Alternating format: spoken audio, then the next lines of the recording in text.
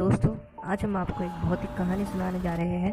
अगर आपको ये कहानी पसंद आए तो इस चैनल को सब्सक्राइब करें और वीडियो को ज़रूर लाइक दें। कहानी कुछ इस तरह है। रात के 9 बजे होंगे।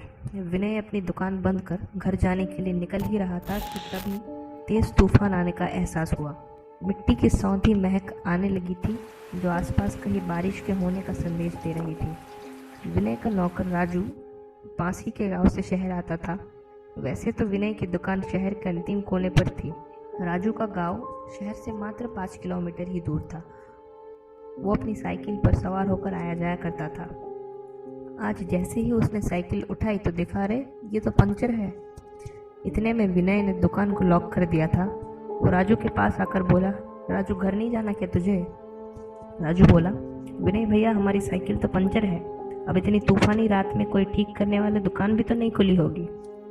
विनय हंसकर बोला, अरे तो तू चिंता क्यों करता है? तेरे भैया किस दिन के लिए मोटरसाइकिल खरीद हुए हैं।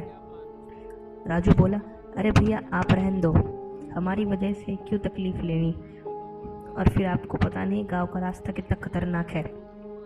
विनय राजू को छेड़ते हुए बोला, हाँ हाँ बेटा, तू अकेले ही उस रास्ते के खतरों और खतरे वाली को देखना चाहता है। राजू हैरान सा विनय को बोला, भैया आप शहर के लोगों को समझाना कितना मुश्किल है।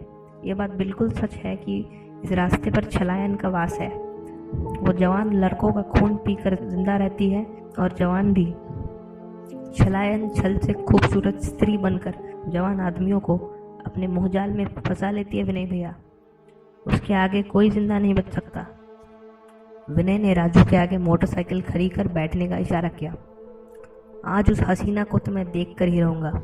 और खिलखिलाकर हंस पड़ा था विनय।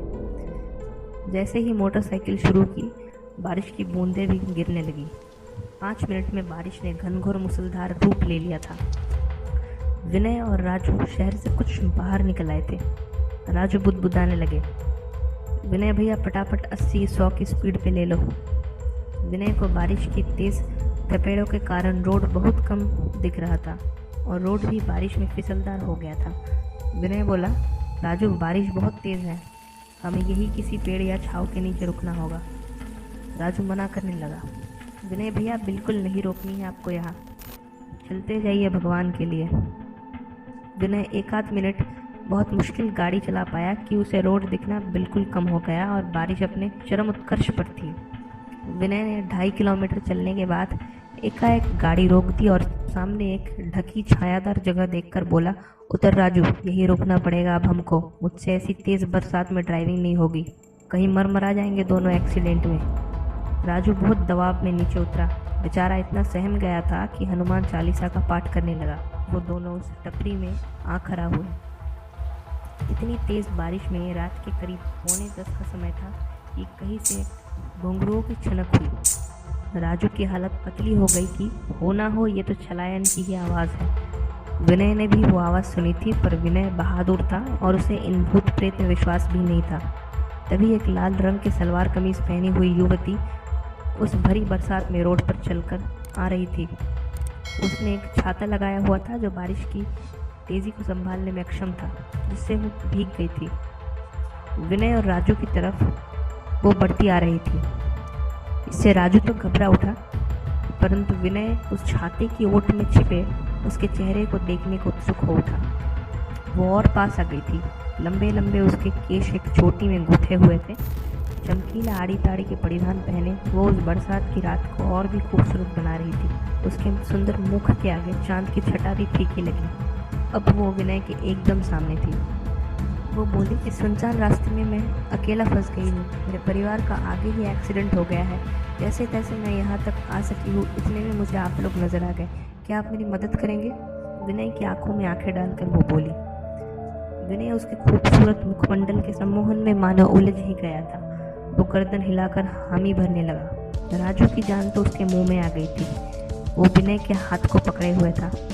राजू ने विनय के हाथ को कसकर हिलाया, पर विनय की नज़रें बस उस युवती पर जमी हुई थी। वो अपने होश में नहीं था। युवती पुनः बोली, क्या आप मेरी मदद करेंगे विनय जी? राजू का दिमाग कौन था? ये तो छलायन ही है। इसे विनय भैया का नाम कैसे पता? उधर विनय अपने कदम आगे बढ़ाने लगा जहाँ वो युवती चाहती थी। राजू ने ताकत से पहले तो खूब रोकना चाहा, किंतु दुबला पतला सा वो जोर नहीं लगा पाया। इतने में राजू की नज़र युवती के पैरों पर पड़ी। वो काँप उठा। ये तो वही छलायन है जो अपनी नाम कामिनी बताती है लोगों को। अब हम जिंदा नहीं बचेंगे। वो विनय को फुसफुसा कर बोली, भैया ओ विनय भैया, इसके साथ मत जाओ, ये वही छलायन है। विनय ने राजू की कोई बात सुनी ही नहीं, क्योंकि वो तो युवती के जाल में था। किंतु युवती ने सब सुन लिया। वो राजू की आंख में देखकर उसे भी सम्मोहन करने का प्रयास करने लगी कि राजू ने आंखें मींच ली। युवती बोली, अब तू नहीं बचेगा, और राजू को धक्का देकर हवा में उछालना चाहा, किंतु ये क्या।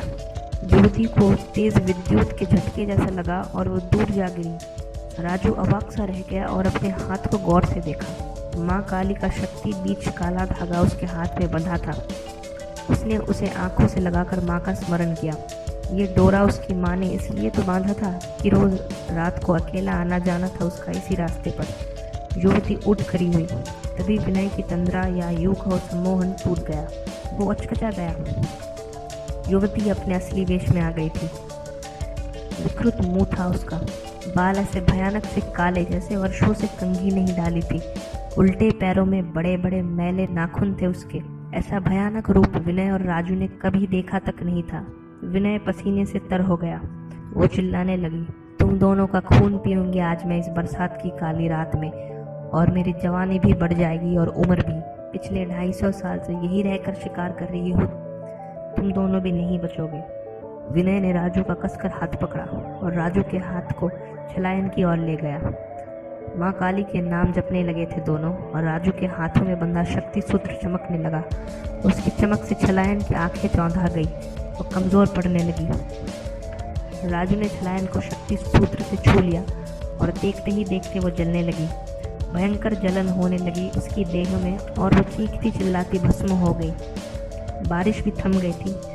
विनय और राजू बाइक पर सवार होकर गांव की ओर निकल गए। विनय अब भूत प्रेतों में विश्वास करने लगा था।